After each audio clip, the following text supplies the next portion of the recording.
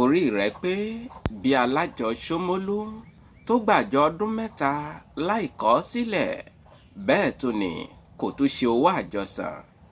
Orí rẹ̀ pé bí Alajo Somolu tó ta mọ́tò fi ra kẹ̀kẹ́.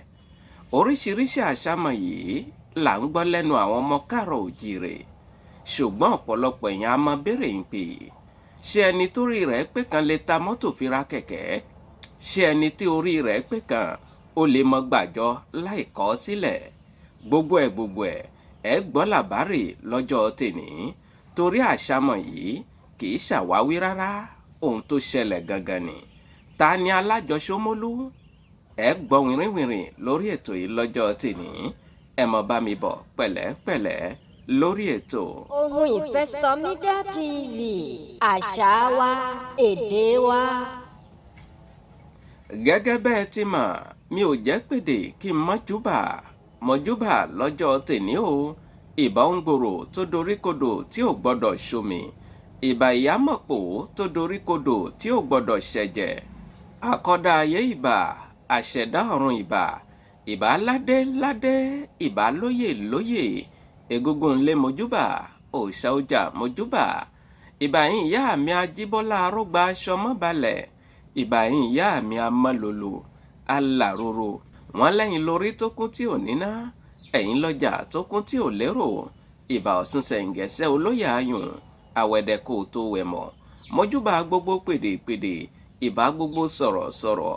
Ẹ jẹ́ n rí tèmi wí lórí ètò yìí lọ́jọ́ tèní. Muhammadu Akode Bakorede tí gbogbo èèyàn ń pè ní ohun ìfẹ́ SOMIDA, Sẹ́ríkì ọlọ́pọlọ number 1, máyégún gbogbo sọ̀rọ̀sọ̀rọ̀.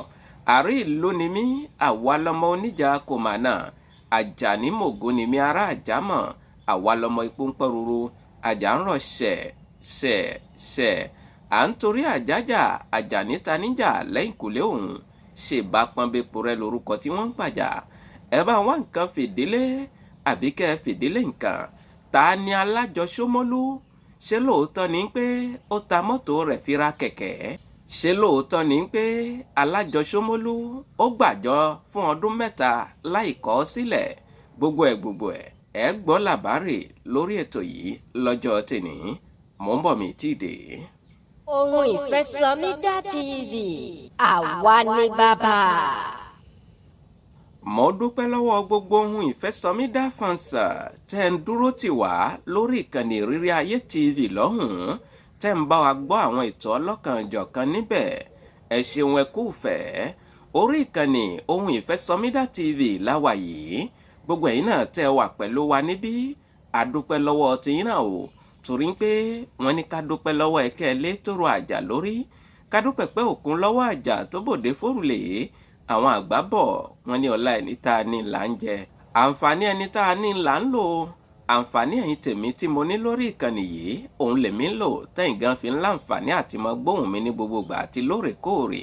Gbogbo ẹ̀yin náà tẹ́ ń gbọ́ wa tẹ́ ń wò wá lórí ìkànnì ohun ìfẹ́ SOMIDA TV yìí. Ẹ bá wa tẹ ibi pupa tí wọ́n kọ sàbọ̀ ní èsì nísàlẹ̀ yìí kẹ́ ẹ fi darapọ̀ mọ́ wa lórí ìkànnì tá a wà yìí. Mo ní orí ìkànnì ohun ìfẹ́ SOMIDA TV yìí àti orí ìkànnì ìrírí ayé TV lọ́hùn-ún kò sí fún ìṣekúṣe. Àwọn ẹ̀kọ́ ọlọ́kanjọ̀kan, àǹfààní ọlọ́kanjọ̀kan, gbogbo rẹ̀ náà lẹ́mọ̀ bá pàdé lórí ìkànnì méjèèjì. Bóyá ẹ bá fẹ́ gbé ìpolówó fún wa lórí ètò yìí, àbí ẹ fẹ́ ràn wá lọ́wọ́ lórí ètò tá a wà yìí, ẹ pè ohun ìfẹ́ SOMIDA sórí nọ́mbà tẹ́wò lójú ẹ̀rọ yín lọ́wọ́lọ́wọ́ yìí +229 97 74 76 51. Fún àǹfààní ẹ̀yin tẹ́ gbọ́ English, ẹ tẹ +229 97 74 76 51. Kẹ́sì tó mọ bá wa pín kiri fún àwọn èèyàn yìí kí wọ́n lè darapọ̀ mọ́ wa lórí ìkànnì ohun ìfẹ́ SOMIDA TV yìí. Ẹ ṣeun púpọ̀. Ta ni Alajo Somolu? Ẹ jẹ́ n kọ́kọ́ bẹ̀rẹ̀ níbẹ̀ náà. Ẹ mọ bá mi bọ̀ pẹ̀lẹ́pẹ̀lẹ́ lórí ètò. Ohun ìfẹ́ SOMIDA TV, àwa làgbà. Mo kí yín káàbọ̀ padà sórí ìkànnì ohun ìfẹ́ SOMIDA TV. Àní gẹ́gẹ́ bá a ti rí i kà lójú òpó ìtàkùn àgbáyé, a rí i kà wípé arákùnrin kan wà tí wọ́n ń pe orúkọ rẹ̀ ní Alfaus Taiwo Olúnìkẹ́. Wọ́n bí Taiwo ní ọjọ́ 16 oṣù kẹjọ 1915 ìyẹn 16 août 1915 ní èdè olóyìnbó faransé. ẹ̀ta oko ní Táíwò sì jẹ́ torí ìbẹ́ẹ̀ta òun nìyá wọn fi wọ́n bí nígbà náà lọ́hùn-ún. ìlú Ìsanyìn Ìjẹ̀bú ní ìpínlẹ̀ Ògùn ní orílẹ̀-èdè Nàìjíríà ni ìyá wọn sì ti bí wọn nígbà náà lọ́hùn-ún. nígbà tí wọ́n bí àwọn ìbẹ́ẹ̀ta yìí tán nígbà náà lọ́hùn-ún ni wọ́n bá mú kan nínú wọn tí wọ́n sì fi ṣètùtù. wọ́n fi ọ̀kan rúbọ nínú àwọn ìbẹ́ẹ̀ta yìí gẹ́gẹ́ bí àṣà wọn nígbà náà lọ́hùn-ún. ó sì kù Táíwò àti ìkejì rẹ̀ nìkan. kí ló wá gbé Táíwò délùú Èkó? mò ń bọ̀ mi tí ì dé, ẹ mọ̀ bá mi bọ̀ pẹ̀lẹ́pẹ̀lẹ́ lórí ètò Ohun Ìfẹ́ SOMIDA TV, àwa ni bàbá. mo kí yín ẹ káàbọ̀ padà sórí ìkànnì Ohun Ìfẹ́ SOMIDA TV. àní Táíwò tí ju ọmọ ọdún 3 lọ tó fi pàdánù bàbá rẹ̀. ilé ẹ̀kọ́ alákọ̀ọ́bẹ̀rẹ̀ Emmanuel níjẹ̀bú Ìsanyìn òun náà ni Táíwò sì lọ. àbúrò bàbá rẹ̀ ló wá mú un lọ sílùú Èkó. iṣẹ́ aránṣọ ṣétélọ̀ lẹ́mọ́ ń pè é. òun ni Táíwò kọ́ tó sì fi ṣiṣẹ́ ṣe ní ìbẹ̀rẹ̀ ayé rẹ̀. ṣùgbọ́n owó péréte tí Táíwò ń rí nídìí iṣẹ́ aránṣọ yìí kò tó ná rárá. nígbà tí àbúrò bàbá rẹ̀ yìí ó ń lọ fún iṣẹ́ ajé ní orílẹ̀-èdè Cameroon lọ́hùn-ún ni Táíwò bá tẹ̀lé rẹ̀ lọ láti lọ wá iṣẹ́ kún iṣẹ́ ọwọ́ rẹ̀. nígbà tí wọ́n dé orílẹ̀-èdè Cameroon lọ́hùn-ún ẹgbọ́n náà irúfẹ́ iṣẹ́ òní Táíwò oríṣẹ́ lọ́hùn-ún àti ń pè gan báwo ló ṣe gbà tó fi di Alajo Somolu. mo lẹ́gbọ́n wìrìwìrì lórí ètò yìí lọ́jọ́ tèmi, mò ń bọ̀ mi tí ì dé. Ohun Ìfẹ́ SOMIDA TV. mo kí yín ẹ káàbọ̀ padà sórí ìkànnì Ohun Ìfẹ́ SOMIDA TV. àní ìlú Cameroon lọ́hùn-ún ni Táíwò ti kọ́ iṣẹ́ àjọ gbígbà. àṣé kò sí ohun téèyàn kì í kọ́ ní ilé ayé yìí. ìwọ náà tó ń gbàjọ kiri lénìí, ǹjọ́ onímọ̀ nípa rẹ̀? ǹjọ́ o kọ́ṣẹ́mọṣẹ́? púpọ̀ nínú àwọn ẹni tí wọ́n ń gba àjọ kiri lóde ìní ni wọ́n jẹ́ gbàrọ̀ gùdù. ẹ̀yìn ọ̀rẹ́yìn lákàngbọ́ yín pé bàbá alájọ dàwátì nílùú. bàbá alájọ ti kówó àwọn èèyàn sá lọ kúrò nínú ìlú. ẹ̀yin èèyàn ẹ̀ sì fura pẹ̀lú bàbá alájọ yín. lẹ́yìn tí Táíwò kọ́ṣẹ́ àjọ gbígbà ní orílẹ̀-èdè Cameroon tó sì kọ́ àpàdé àti àlùdé àjọ gbígbà yìí, ó padà wá sílùú Èkó ní ọdún 1954 ìyẹn 1954 lédè olóyìnbó faransé. ó sì bẹ̀rẹ̀ iṣẹ́ àjọ gbígbà ní pẹrẹu nílùú Èkó. Táíwò pe orúkọ àjọ gbígbà rẹ̀ ní Alajo Somolu. gẹ́gẹ́ bí àwa náà ti mọ̀ yín pé oríṣiríṣi orúkọ ni àwọn bàbá alájọ ń fúnra wọn lóde ìní. orúkọ tí Táíwò fún àjọ rẹ̀ nígbà tó dá a sílẹ̀ lọ́dún náà lọ́hùn-ún òun ni Alajo Somolu. ǹjẹ́ iṣẹ́ àjọ gbígbà yìí ó gbé Táíwò àbí kò gbé? ǹjọ́ rí jájẹ nídìí rẹ̀ àbí kò rí jájẹ? gbogbo ẹ̀ mò ń bọ̀ mi tí ì dé, ẹ mọ̀ bá mi bọ̀ pẹ̀lẹ́pẹ̀lẹ́ lórí ètò Ohun Ìfẹ́ SOMIDA TV, àwa làgbà. mo kí yín ẹ káàbọ̀ padà sórí ìkànnì Ohun Ìfẹ́ SOMIDA TV. àní gẹ́gẹ́ bí ìtàn ṣe sọ, wọ́n ní àwọn àdúgbò bíi àdúgbò owó tútù, àdúgbò Bàrígà, àdúgbò Awólọ́wọ̀, àdúgbò Òyìngbò àti àwọn àdúgbò náà bẹ́ẹ̀ lọ nílùú Èkó ni Táíwò ti di ìlúmọ̀ọ́ká gbajúgbajà gẹ́gẹ́ bí bàbá alájọ tó kún ojú òṣùwọ̀n. ẹ̀yin náà sì mọ̀ yín pé tí àdúrà bá wá gbà tán, apá aládùúrà gan ò ní ká a mọ́. wọ́n ní nígbà tí àjọ gbígbà Táíwò ó bò áyà tán, wọ́n ní níṣe ni Táíwò ta mọ́tò rẹ̀ tó fi ra kẹ̀kẹ́. gẹ́gẹ́ bá a ti mọ̀ yí pé kẹ̀kẹ́ yára gbàjọ kiri ju mọ́tò lọ. èyí ló sì fi di àṣàmọ̀ tí àwọn èèyàn mọ̀ ń pa yín pé orí rẹ̀ pé bí Alajo Somolu tó ta mọ́tò rẹ̀ fi ra kẹ̀kẹ́. ẹ̀yin náà ti rí i nísìnyí pé ọpọlọ ló lò, bí bẹ́ẹ̀ kọ́ kò ní ta mọ́tò fi ra kẹ̀kẹ́ láti fi mọ gbàjọ kiri. orí rẹ̀ pé àbórí rẹ̀ ò pé ẹ mọ̀ dáhùn nílé yín lọ́hùn-ún. ìròyìn fi ń yé wa yín pé ilé àkọ́kọ́ tí Táíwò kọ́kọ́ kọ́ nídìí iṣẹ́ àjọ gbígbà yìí.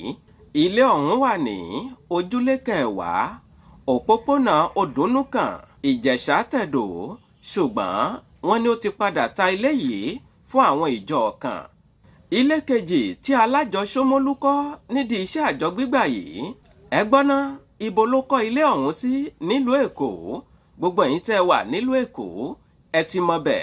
Àwa tá a sí nílùú Èkó ńkọ́, ẹ jẹ́ ń júwe ibẹ̀ fún yín kẹ́ ẹ bá lè mọ̀ yí pé kò síṣẹ́ téèyàn ṣe láyé yìí téèyàn ò lè fi ṣe ohun rere. Mò ń bọ̀ kí n wá júwe ibi tó kọ́lé ọ̀hún sí nílùú Èkó. Mò ń bọ̀, ẹ mọ bá mi bọ̀ pẹ̀lẹ́pẹ̀lẹ́ lórí ètò. Ohun ìfẹ́ SOMIDA TV, àwa làgbà. Mo kí yín káàbọ̀ padà sórí ìkànnì Ohun ìfẹ́ SOMIDA TV. A ní ilé kejì tí Alajo Somolu kọ́ nídìí iṣẹ́ àjọ gbígbà yìí. Ilé ọ̀hún wà ní ojúlé 10 Ọlọ́runkẹ́mi Owótútù Bàrígà nílùú Èkó ní orílẹ̀-èdè Nàìjíríà. Ibẹ̀ gangan ni Alajo Somolu kọ́ ilé kejì rẹ̀ sí. Ẹni Ọlọ́run sì ni bàbá Alajo Somolu, torí òun ló jẹ́ akápò fún ìjọ Anglican tí ń lọ ní àdúgbò Somolu. Òun sì tún ni aka Bíbélì lásìkò tí wọ́n bá ń ṣe ìsìn nínú ìjọ yìí. Àṣé gbogbo ohun téèyàn bá ń ṣe kéèyàn má fi Ọlọ́run ọba sílẹ̀. Ìwọ náà tó ń gbọ́ mi, ǹjẹ́ o tiẹ̀ mọ̀ ìdí tó fi lálùyọ nídìí rẹ̀? Ṣé kìí ṣe pé iṣẹ́ yìí ni mo ń gba àkókò ìsìn lọ́wọ́ rẹ̀? Ṣé kìí ṣe iṣẹ́ yìí ni mo ń gba àkókò tó yẹ kó o sin Ọlọ́run ọba rẹ̀ lọ́wọ́ rẹ̀?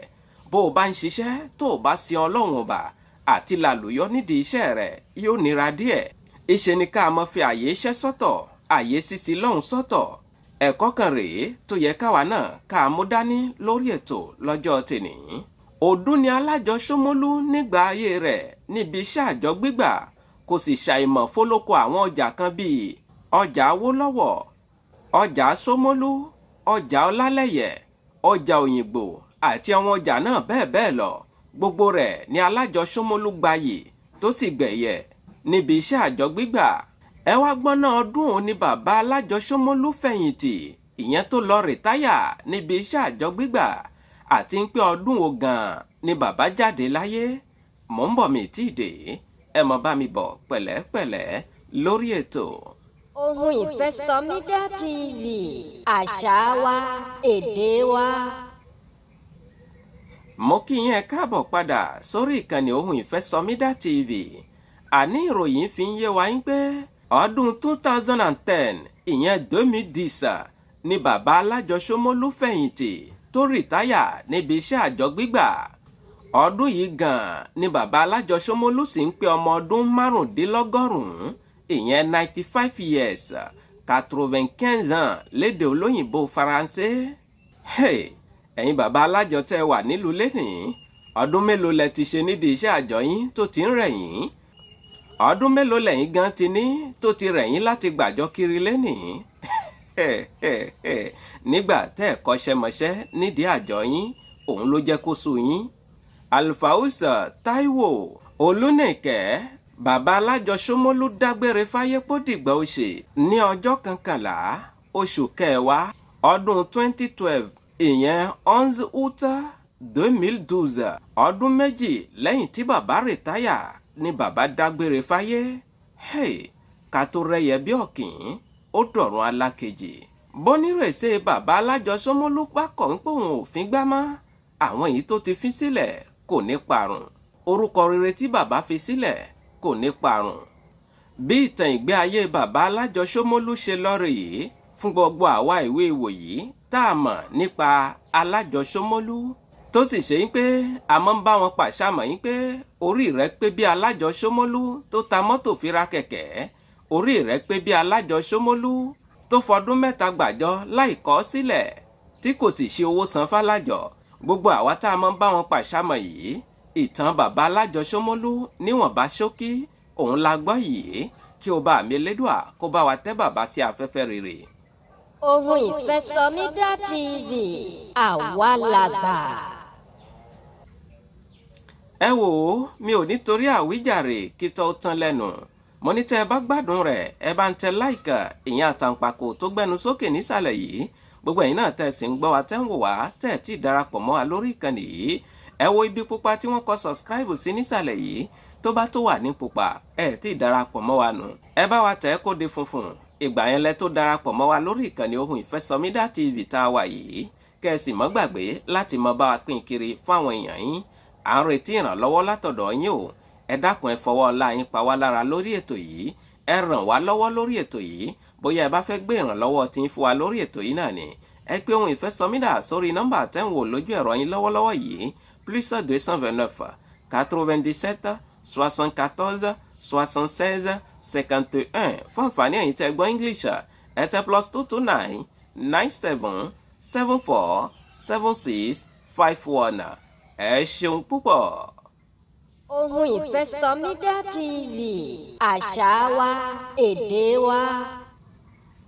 ẹ̀yà àgbè mi ṣetán rèlú ìdáró bẹ́ẹ̀ lẹ́yà àlùkò mi ṣetán rèlú ìkọsàn lékèlékè mi ṣetán rèlú ìkẹfùn mímọ́ fi lè ṣe lọ lọ́jọ́ tèní mi ò ní lọ̀lọ́ ẹja tó lọ tí ò dé sàlẹ̀ omi bẹ́ẹ̀ ni mi ò ní lọ̀lọ́ kọ̀ǹkọ̀ tó lọ tí ò dé sàlẹ̀ odò èmi ní mọ̀ wá ẹ̀yin ní mọ̀ bá ọ̀bẹ níbẹ̀ ṣọ àtẹlẹsẹ̀ á sì bẹ̀nẹ̀ wò ẹni tó bá ní mọ́bọ̀ òun ní débà wò Muhammadu Akode Bakorede tí gbogbo èèyàn ń pè ní Ohùn Ìfẹ́ SOMIDA Sẹ́ríkì ọlọ́pọlọ number 1 máyégun gbogbo sọ̀rọ̀ mo ń dágbére lórí ètò kì í ṣe ti kú kì í ṣe tàrùn ìpàdé mi àti ó tún di ní kòpẹ́kòpẹ́ lórí àkọ́tún ètò títí ìgbà tá a tún mọ́ pàdé mi ò fi ń sínú ìbànújẹ́ o mi ò ní dé bá yín nínú ìbànújẹ́ ó dàbọ̀. Ohùn Ìfẹ́ SOMIDA TV àwa làgbà.